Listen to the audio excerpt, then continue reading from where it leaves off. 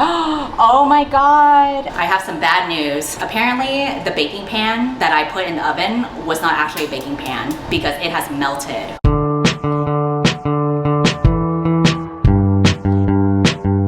Welcome to another episode of Cook and Book. I know it's been a long time since I have made a video like this, but people have requested for me to bring this format back because apparently it is very funny for you guys to see how terrible of a cook I am. I actually have not cooked for a while. My hatred for cooking has become so bad that now I've primarily been eating frozen food or mixing everything in a blender. Like I literally got a blender just so that I don't have to cook anymore. But obviously I can't get away with just drinking liquids for the rest of my life. I need some actual sustenance. So for this video, I am gonna be making something super simple because we're doing baby steps here, okay? I don't want anything too complex. Literally, it's just 4 ingredients. Fettuccine pasta, Alfredo sauce, a whole bunch of spinach, and some salmon. Can't mess something like this up, right? Spoiler alert, I did mess things up very badly. So I wanna say thank you to Wraithmarked Creative for sponsoring this video and making sure that I can afford takeout. They're best known for creating incredible deluxe editions of books like Legends and Lattes, The Sword of Kagan, and a lot more, but their most ambitious project to date is A Darker Shade of Magic. So V. Schwab has been working directly with Wraithmarked Creative for the first book in this trilogy. This is live on Kickstarter right now. We have Ravina Kai doing the cover of the book and a full wrap illustration of the hardcover case. The dust jacket is additionally going to be embossed and foiled with matching metal gilding on the edge of the pages and an included ribbon bookmark. The inside is also going to blow your minds because we have a full color end sheets by Felix Ortiz and a ton of interior illustrations. There might even potentially be more unlocked with stretch goals. And finally, this book has been completely custom crafted from top to bottom with everything from the cover to the chapter headers to the section breaks all being designed specifically for this project. And best of all, Victoria Schwab is indeed signing every single book. This book is gorgeous. So if you are interested, I'll have the link to Wraithmarked's campaign down below. So thank you to Wraithmarked for sponsoring. And now let's get back to my atrocious cooking. While I get that ready, I want to share the first book that I read, which is Where Ivy Dares to Grow. I have a special relationship with this particular book and author because this author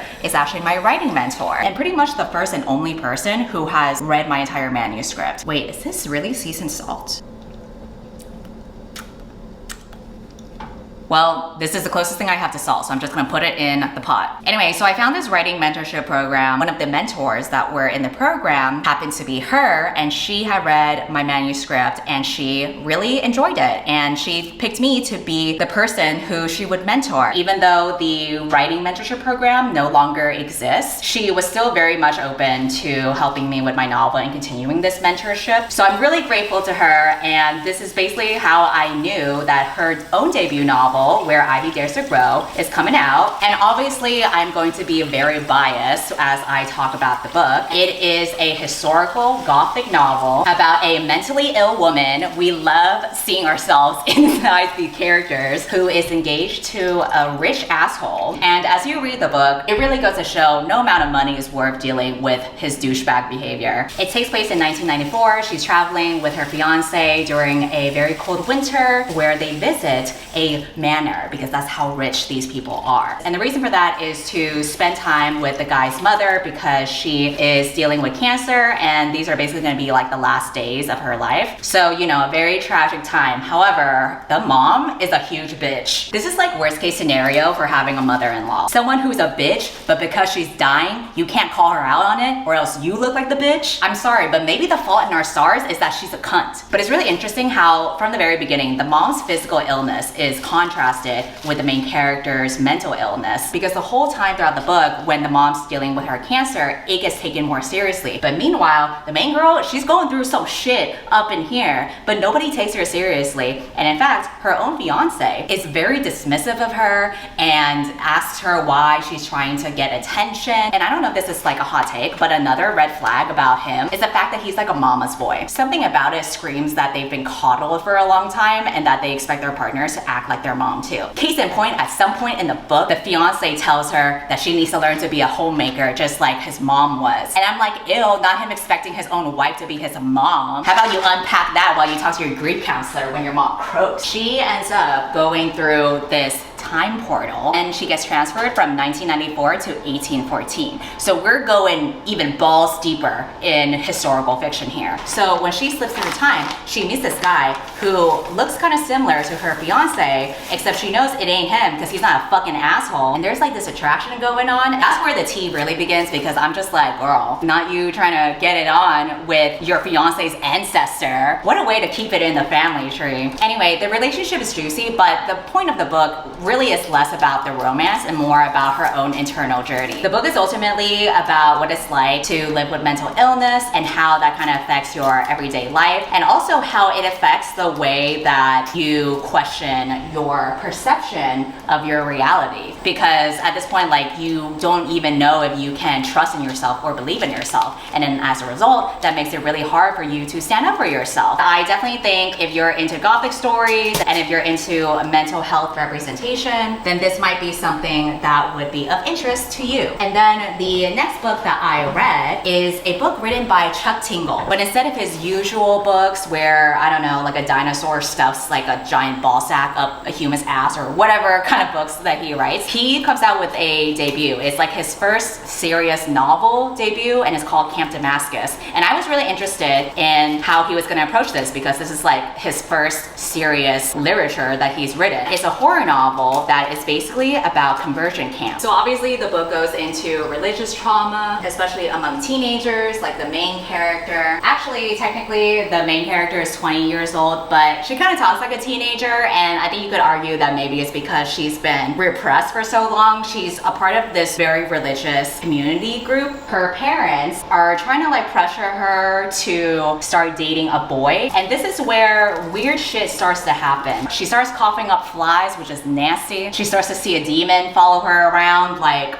the bitch needs to get checked. But like, I don't trust any of the doctors in this book. It turns out that this book doesn't really focus on her time at the conversion camp, but afterward. And the main character basically doesn't remember her time in the camp, and she has to like cling on to these memories. And I don't know if that was like the right narrative choice, because we pretty much lost all of the action that could have occurred at the conversion camp and leading up to it. And instead we become stuck in the mind of a very passive main character who doesn't know what's going on. I also feel like the book had a slow pacing. So I definitely think it would have been more interesting if we had shown like leading up to her getting sent to the camp and her time there and how she got out of there. Or maybe she doesn't, and then she gets her memories erased, because I feel like if we saw that, we would get to see more of the main character and be attached to her and want to root for her. But instead, since it takes place after she came back from camp, it's just like this empty person because she doesn't know who she is. So we don't really have any kind of attachment to her. I also feel like the book read more like young adult rather than adult. It's technically categorized as adult on Goodreads,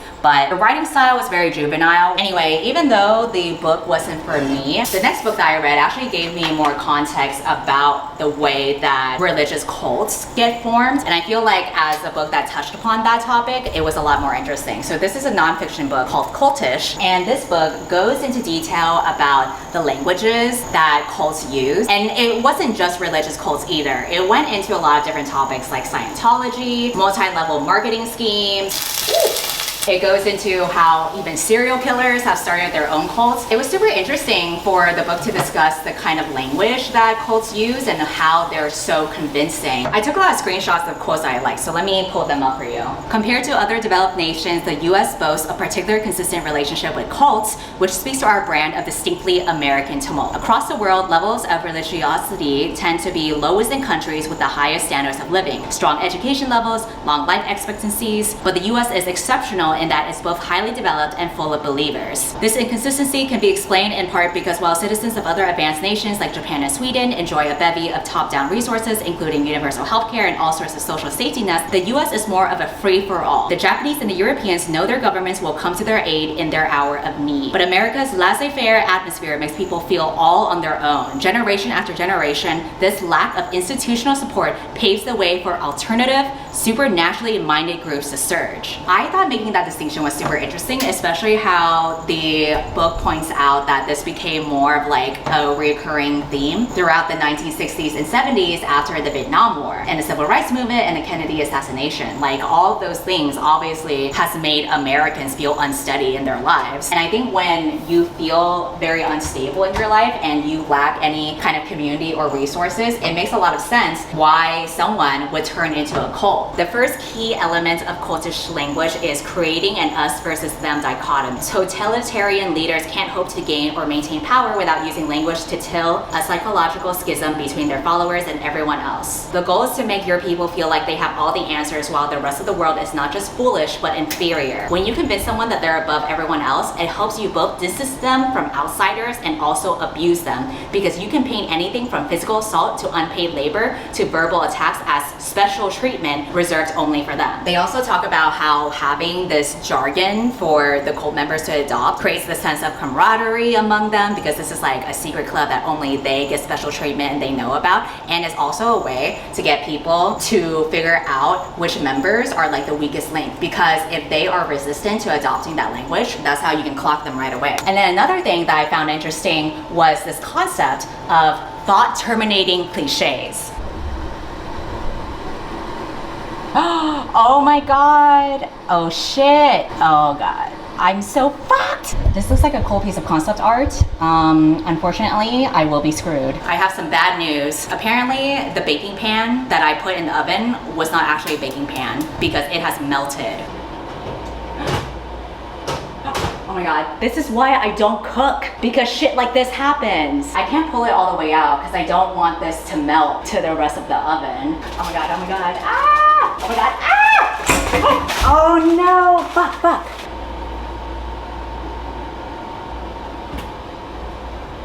We're just gonna close this and open it later and deal with that. Anyway, I dropped my salmon in the sink. The thing is, I don't even know if my salmon's ready yet, but I'm too scared to use the oven again. All right, what do we think?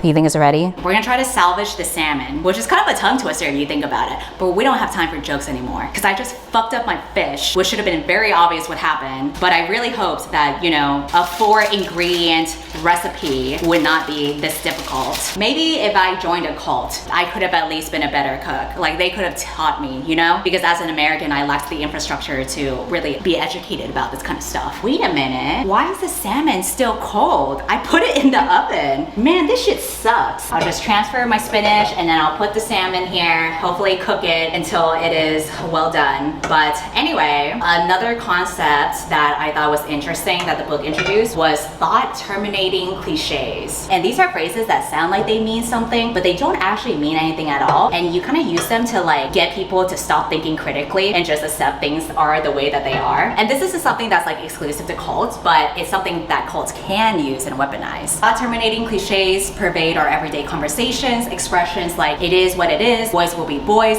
everything happens for a reason, it's all God's plan, and certainly don't think about it too hard are all common examples. Another example, why did I almost fucking burn down my entire oven? I don't know, everything happens for a reason, it is what it is. Some other points the book brought up that I thought were interesting were the fact of how these cult leaders came to be in the first place. And a lot of people say it's because these people were so charismatic, but if you look at the reality of it, like Ted Bundy, for example, he didn't kill all these women because he was so charismatic. Like if you look at it in retrospect, these cult leaders and serial killers are actually pretty obviously creepy and full of themselves. And the book points out that a lot of times when white men speak confidently about God or the government, people are very susceptible to listening about it. And she brings up this essay collection that points out how we tend to have very low standards of charisma when it comes to white men, which I thought was very accurate. The book also points out how religious language is pretty much used everywhere, even for things that are supposed to be irrelevant to language. So for example, when the author was grocery shopping,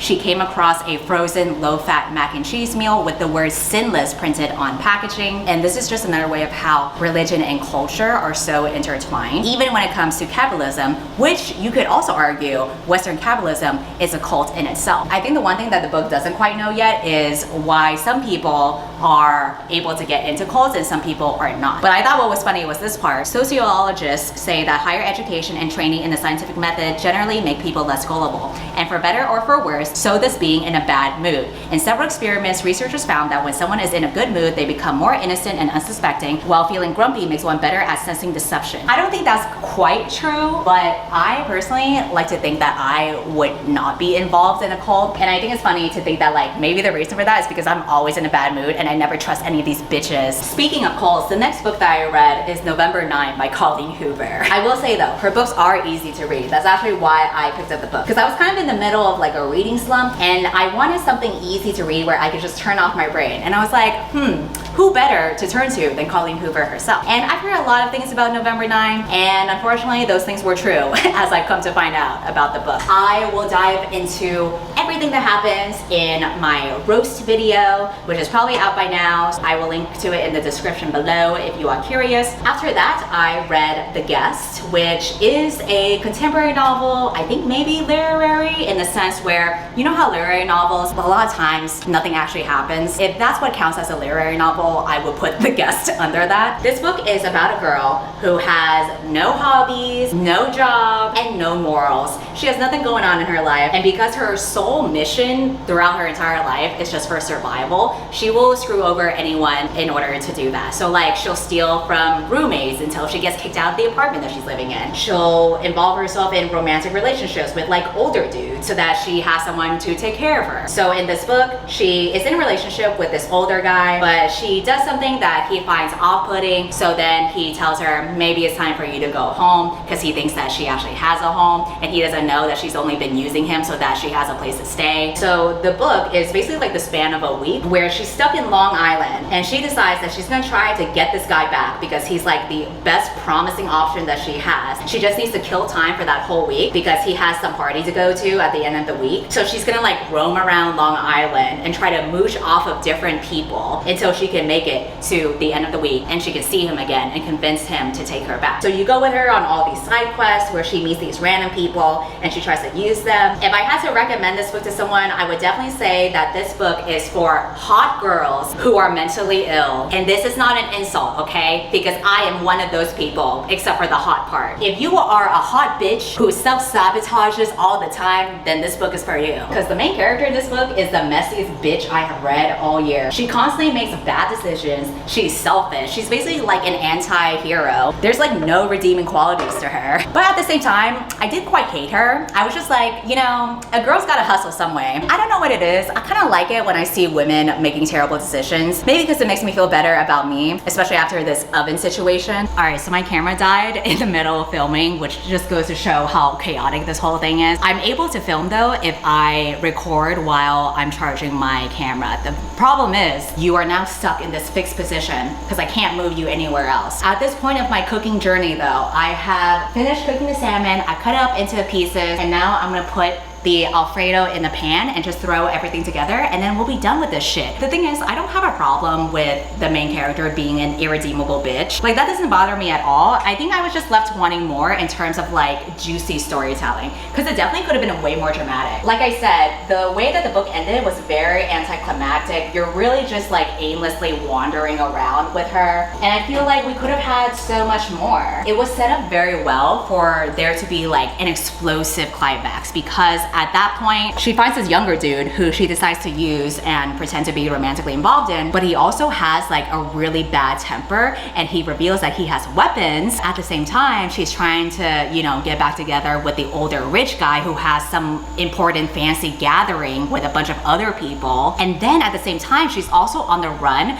from this dude that she stole money from. I think he might be a drug dealer too. He just sounded like he was bad news. And it would have been so juicy if at the very climax, all three men coincided together and like some crazy shit happens, you know? But we didn't get any of that. And then something that I kind of also wish that we had more of is like a clearer message on what this book was supposed to be about. Like I wonder if maybe the book could have been about how you know, this bitch is using all of these people, but in a way, everyone else kind of uses her in return. It's not like these people are victims. Like, all these men that she's using, they're also kind of to blame, because what the fuck is with this older dude who's trying to date only younger women and then just quickly dispose of them anytime they act like a fucking human being? So I think it would have been interesting to show how, yes, she's an awful person, but in a way she kind of reflects how awful the rest of society is, and how this is kind of like a cyclical thing where maybe this bitch is just trying to survive. But what the fuck do I know? Because I'm barely putting together this piece of shit food. And then the last book that I read is Rock, Paper, Scissors. This is a thriller book about a couple